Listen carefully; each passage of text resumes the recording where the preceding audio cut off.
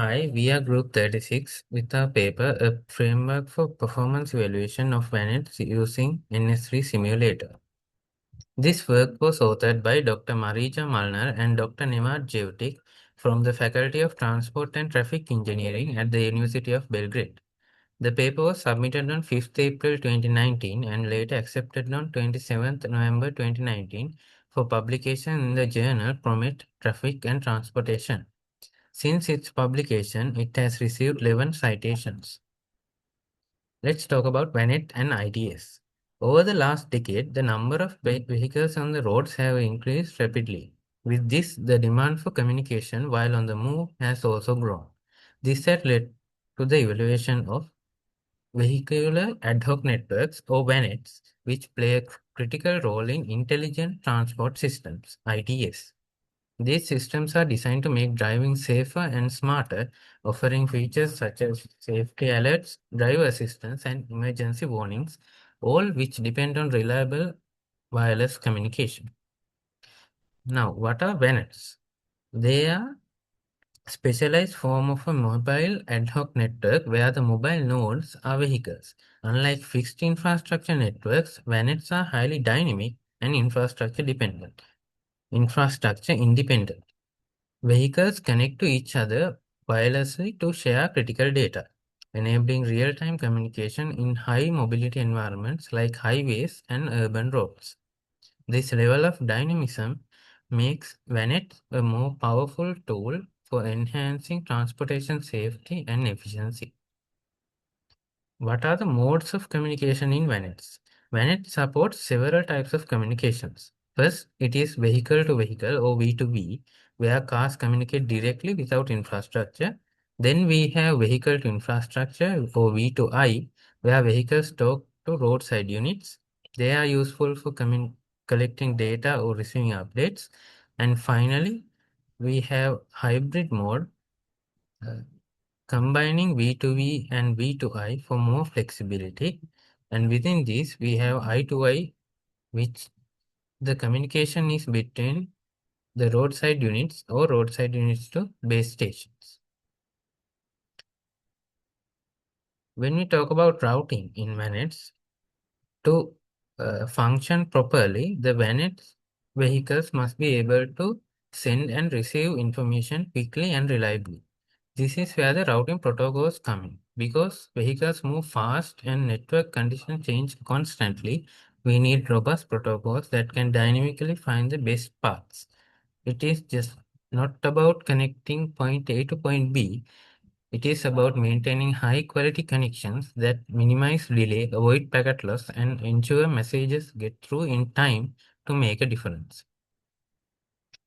When we talk about limitations of the practical VANET, in the performance in real world conditions, VANET is extremely difficult to handle. Think about setting up hundreds of vehicles, simulating traffic, installing networks, hardware. It's very expensive and not scalable.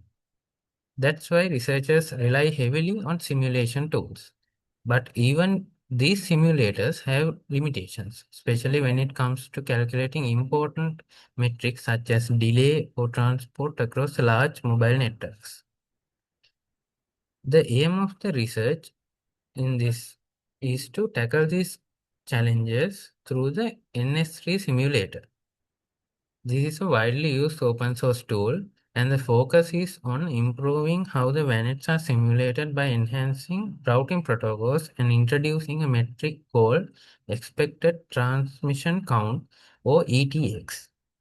They have also built a framework within NS3 to automatically calculate performance metrics such as throughput, jitter, delay, and overheat.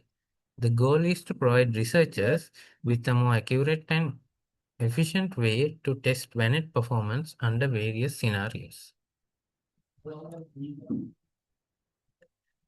Evaluating VANETs to real-world testing is often expensive and impractical, which is why simulation is the most common approach.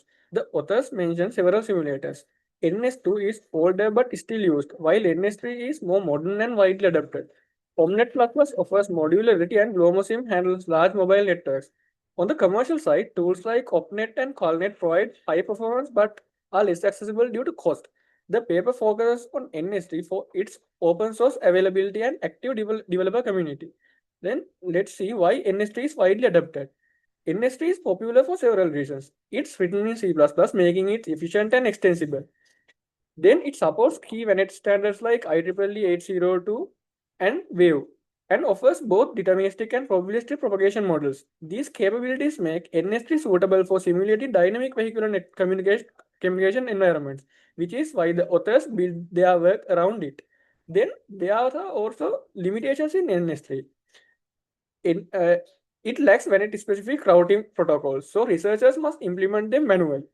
Then it also doesn't provide urban mobility models, which are crucial for realistic simulations. And finally, performance matrices or KPIs must be calculated manually, making comparison between studies harder. These gaps motivate the framework the authors propose later in the paper. Then, what are these mobility models? To overcome the lack of built-in mobility, NSD is often paired with tools like Sumo, which simulate traffic, Move, an extension of a VANETs, and VANET Mobisim, which works with both synthetic and real maps. In this study, the authors use bond motion, which models grid-like city traffic, which uses the Manhattan grid model.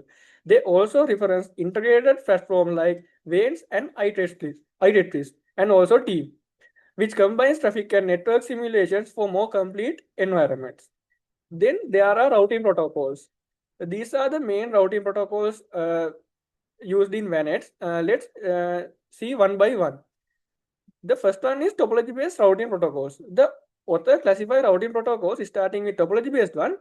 Proactive protocols like DSDV maintain routes constantly, while reactive protocols like AODV establish them on demand. Hybrid protocols like CRP combine both. These are widely supported and well understood, but their performance depends heavily on vehicle mobility and density. Then there are position and cluster-based routing. Position-based protocols such as GVSR and GSR use GPS data to forward packets without routing tables. These work well but require reliable GPS coverage. Cluster-based protocols like COIN and LoRa CBF group vehicles group vehicles and assign cluster heads for communication. This improves scalability but can introduce delay due to cluster maintenance. Then there are broadcast and geocast routing. That means the broadcast protocols like DVcast and are useful for emergency messages but can flood the network, uh, causing congestion. Geocast protocols like IVG and DGcaster deliver messages within a geographical zone to reduce overhead. Each approach has trade-offs depending on the situation. So using these routing protocols should be done carefully. When talking about the performance evaluation of this research paper, while NS3 is already a powerful tool, it has two key limitations.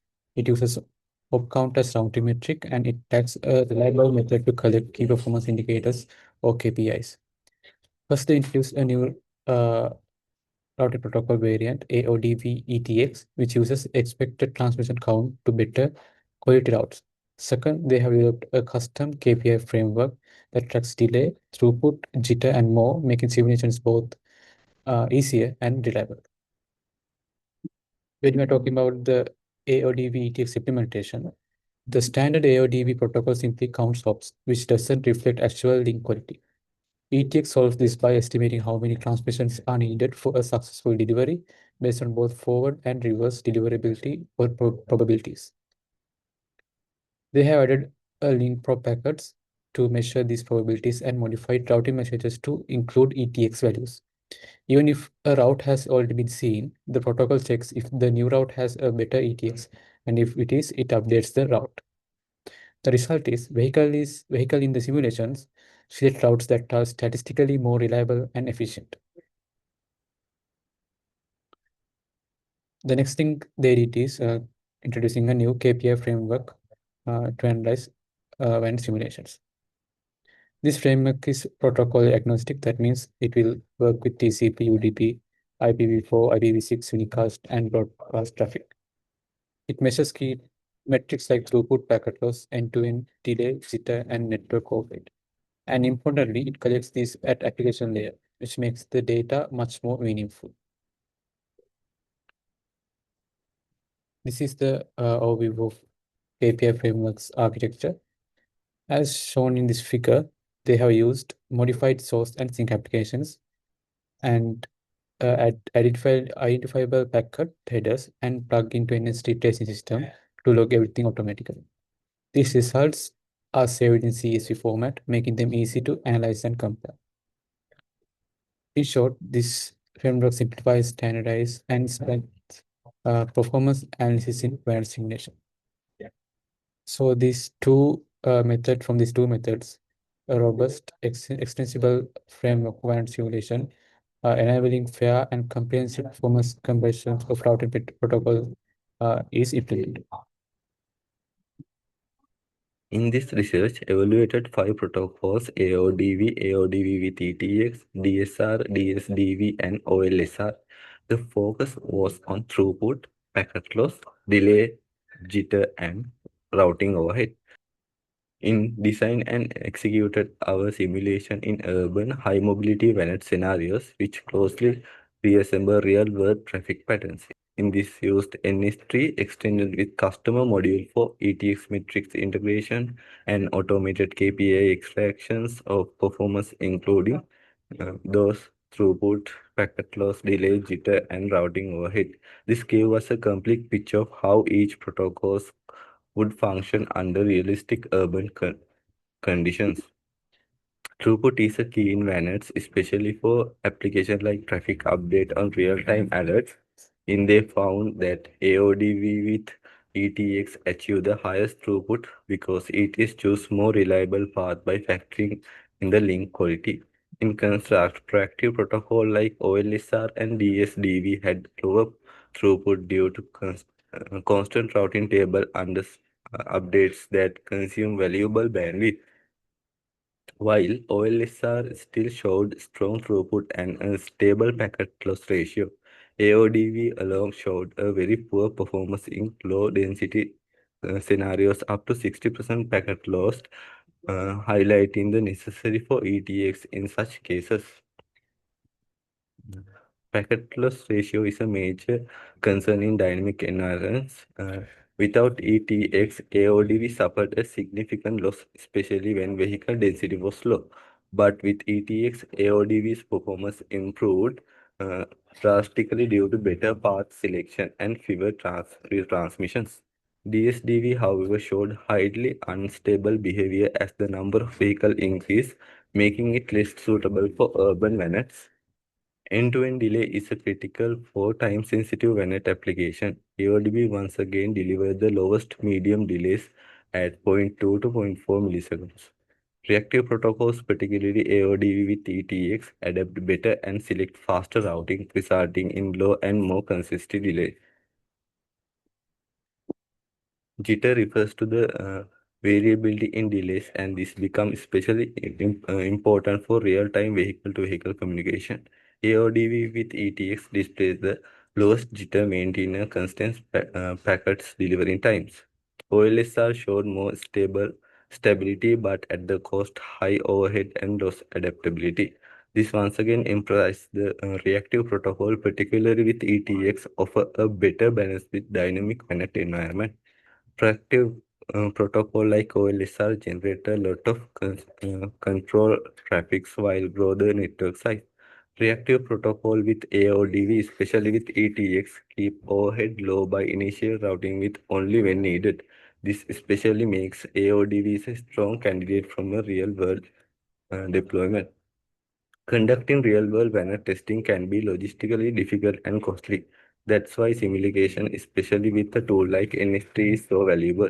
In this framework, bridge existing gap between NS3 for simulation minutes, allow automated and accurate KPI measurements, and demonstrate the significant benefit of ETX integration in AODV.